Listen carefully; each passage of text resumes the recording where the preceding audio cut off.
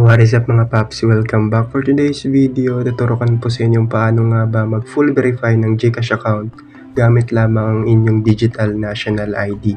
But before we continue this tutorial, kung bago pa lang sa channel, hiniling ko pa nga mga may para i-subscribe ang channel na ito and don't forget to hit the notification bell para lagi kang updated every time na mag-upload ako ng mga bagong videos. And without further ado, let's get started.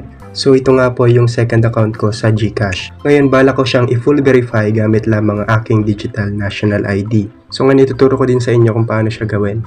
So ngayon nandito tayo sa home, click natin tong profile, then click natin tong verify now, then scroll down lang natin, then click yung verify now ulit, then dito ilalagay lang natin yung ating birthday and are you a Filipino? Yes lang.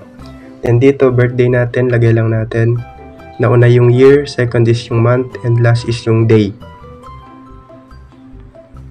Then, tap lang natin tong box para ma-check. Then, next lang. Then, dito, ito po yung mga accepted IDs ni GCash. Pwedeng national ID, e-fill ID, or digital national ID, driver license, and so on. Marami.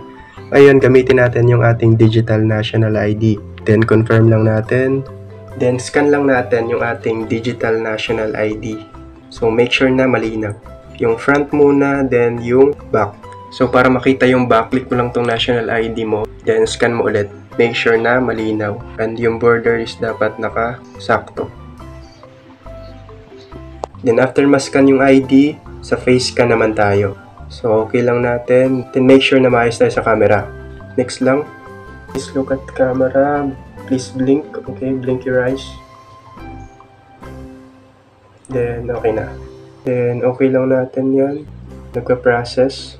Wait lang natin. Ngayon, fill outan lang natin to. First is yung ID number natin. Then, itong salutation. Civil status. Then, province. Then, city. Then, barangay. Then, after natin malagay lahat ng information, next lang natin.